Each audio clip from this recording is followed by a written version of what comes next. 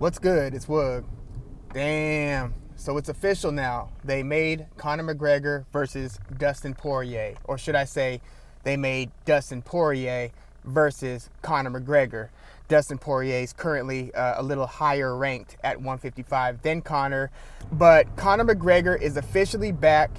And say what you want about the strength of schedule over the past couple years. He'd had that extravaganza against Floyd Mayweather when he was at the top of his game after he won the narrow decision in the rematch versus Nate Diaz, and he totally put Eddie Alvarez away.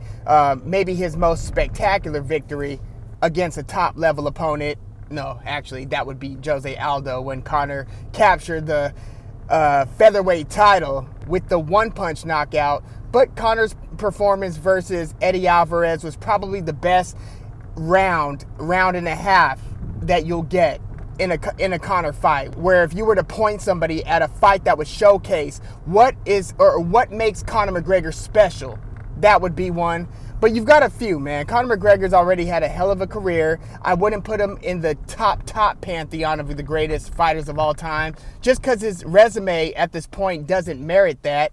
Commercially, there is no close second place to Conor. If there was, it might be Brock Lesnar. But Conor not being in that top tier is also partially because in the last 3 years of his prime, he just hasn't been active enough and hasn't had top tier performances against the most credible fighters in mixed martial arts.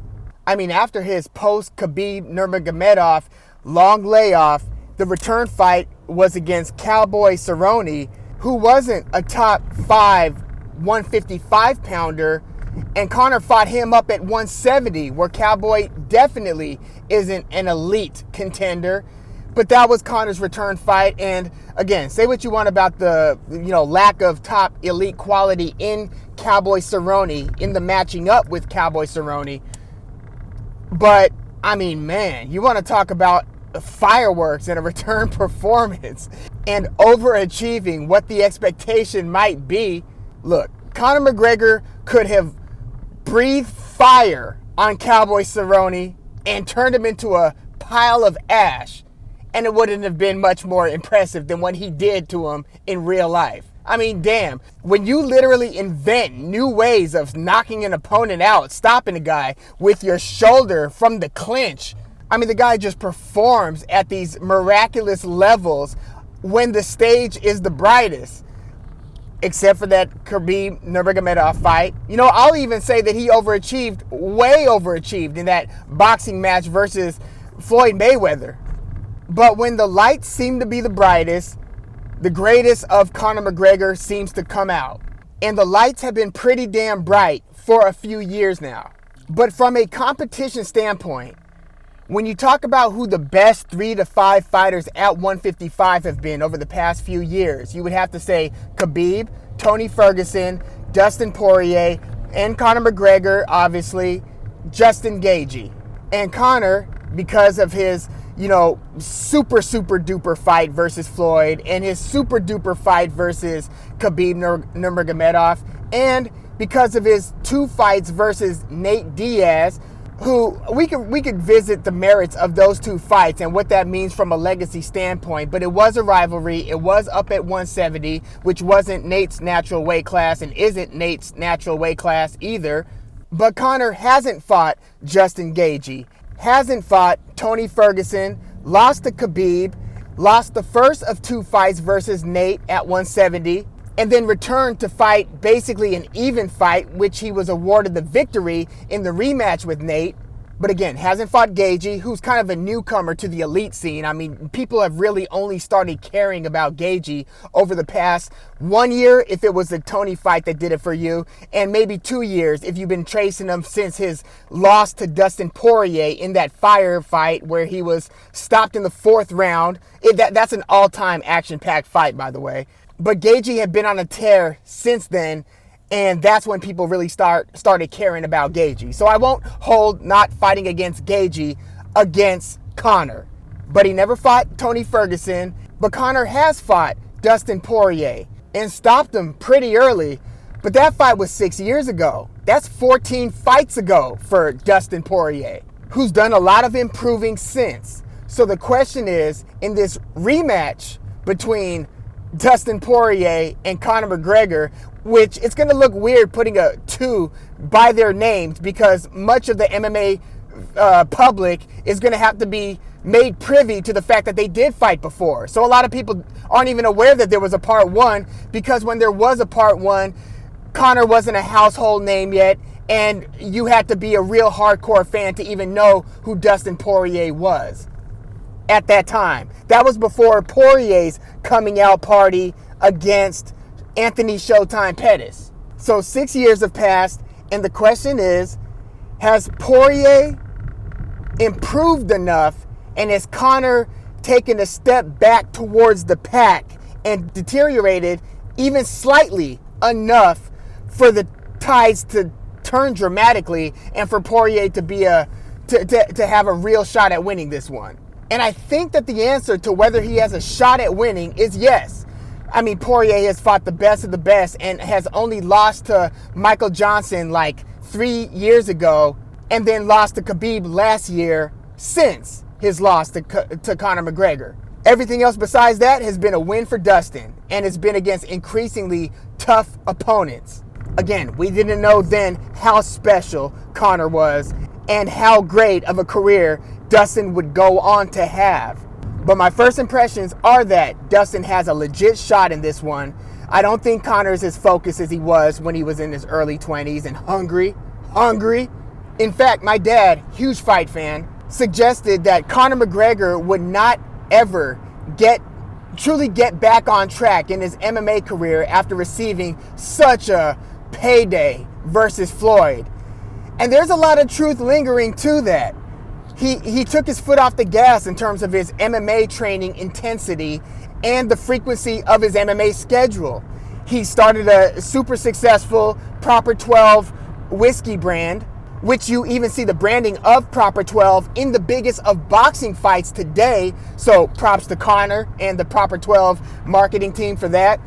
But there was just no way, my dad suggested, that Conor was going to be as dug in and focused against these killers who make like a few $100,000 per fight, if that. And since that Floyd fight, Conor is only 1-1. The stoppage loss versus Khabib, and the amazingly quick and creative stoppage of Donald Cerrone since.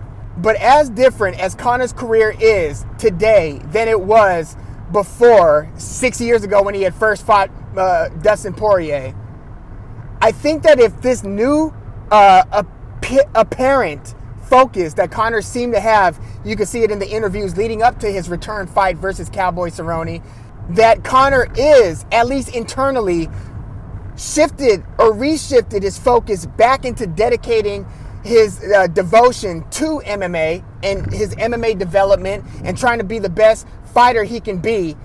He had me believing that he was there mentally in those interviews leading up to his fight with Cowboy.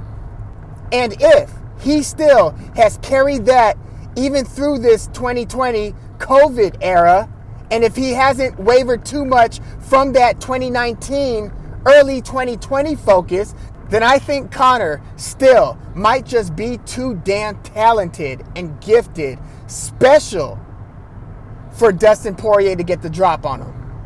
And I will later on make a preview vid, really getting into the X's and O's on, just from a tactical standpoint and from a physical gift standpoint and talent standpoint, what makes Conor such a difficult opponent for strikers specifically. Dustin Poirier is not Khabib Nurmagomedov. Dustin Poirier's style, in fact, like perhaps Tony Ferguson's style, might fit perfectly into Conor's strong suits like a glove. A wide-stanced Conor McGregor with long limbs and the sharpest of MMA striking that you will find. Damn near Anderson Silva level, with the hands especially. And I know that Poirier is going to want to drag this out into the third round.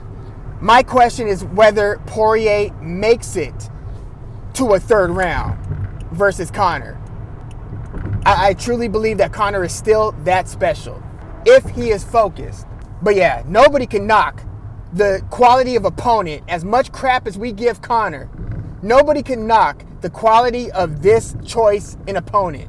Dustin Poirier is about as tough and durable and credible a fighter that Conor could pick. And that choice tells me that he is actually willing to get back, to really get back into the game of MMA. And that excites me as a fan. So stay tuned. I can't wait to see the press conferences. I'd imagine they have a great deal of respect for each other, even though they've fought in the past. I don't think Conor is going to be as disrespectful to an opponent like Dustin Poirier as he was with Jose Aldo or with Nate Diaz or with Khabib, obviously. I think there will be a greater level of respect here, closer to the respect that he gave to Cowboy. But when Conor's on a mission, Conor's a dangerous man, a dangerous man. And if he is serious about this comeback, then Poirier really might be in trouble. But let me know your thoughts. I think this is very exciting news. I know they've been holding this one for a while, and we've all suspected that this was going to be Conor's next opponent when we were made privy to the fact that they'd been talking, both agreed to it on social media, and Dana was more or less down for it too. So we'll see what's up. But let me know your thoughts on this. Please like the video, subscribe to the channel if you are into the fight talk. I'm Woog. Thanks for tuning in.